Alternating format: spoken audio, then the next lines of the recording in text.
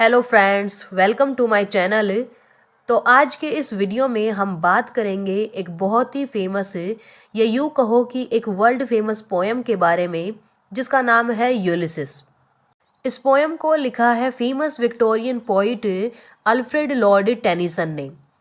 इस वीडियो में हम इस पोएम यानी यूलिसिस के बारे में कुछ ऐसी बातें जानेंगे, कुछ ऐसे पॉइंट्स जानेंगे जिनको जानना हमारे लिए बहुत ज़रूरी है, और जिन बातों को जाने बिना हम इस पोएम के लाइन बाय लाइन टेक्स्ट को कभी समझ ही नहीं सकते। तो शुरू करते हैं। तो इस पोएम को अल्फ्रेड लॉर्ड टेनिसन ने 1833 में कंपोज किया था और इसे पब्लिश किया गया था 1842 में। तो यूलिसिस एक किंग का नाम है, जो कि एक बहुत ही ब्रेव किंग है। बहुत समय पहले एक राइटर थे, एक ग्रीक राइटर थे होमर नाम के।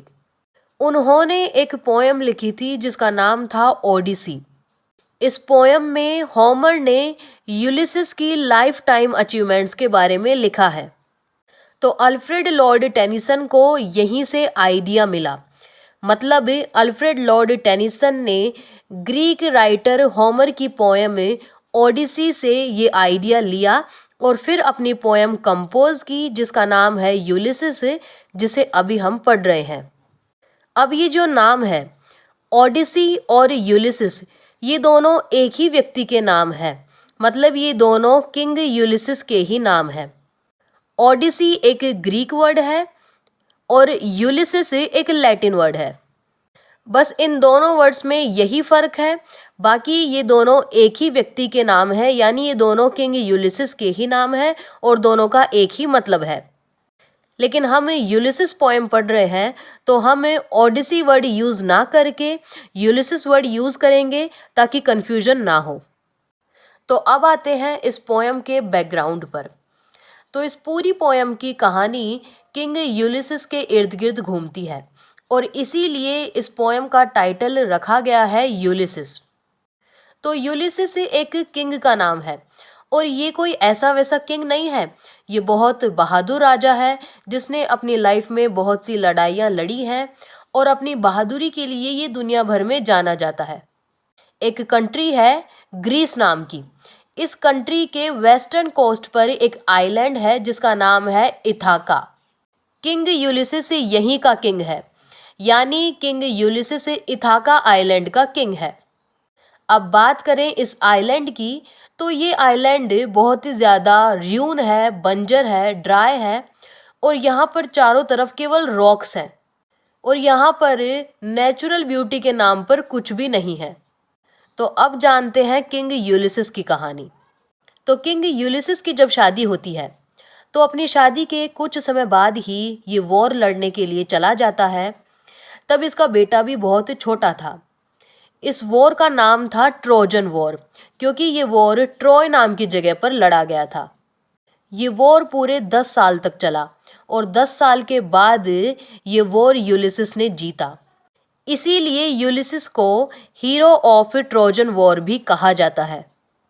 इन 10 सालों में यूलिसिस अपने आइलैंड यानी अपने घर कभी नहीं गया और केवल युद्ध लड़ता रहा और अलग अलग जगह घूमता रहा।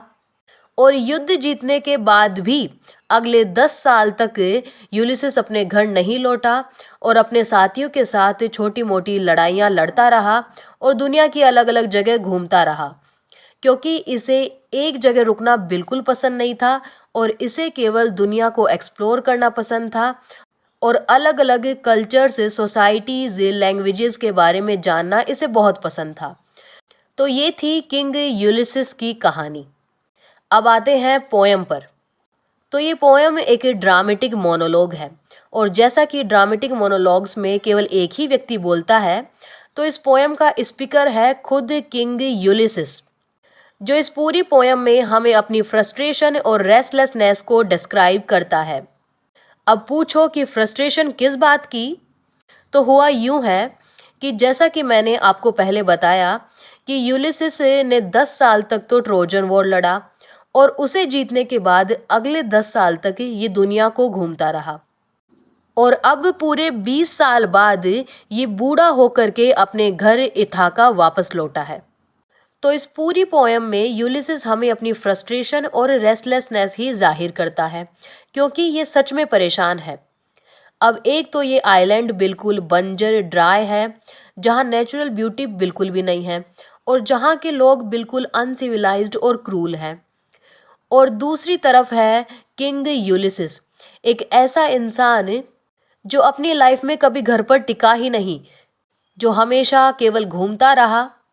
तो ये फ्रस्ट्रेट और परेशान इसलिए है क्योंकि ये अभी भी दुनिया घूमना चाहता है, घर पर नहीं बैठना चाहता।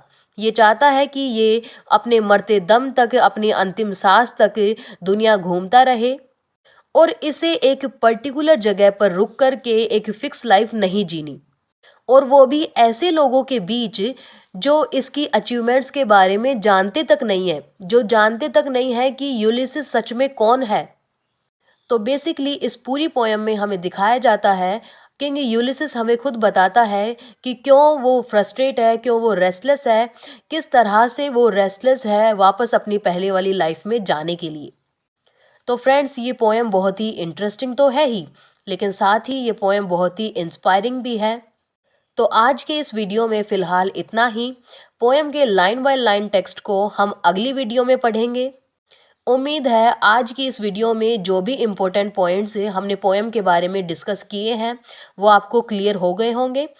अगर वीडियो अच्छा लगा है तो लाइक, कमेंट और चैनल को सब्सक्राइब करें, और वीडियो को एंड तक देखने के लिए थैंक यू सो मच।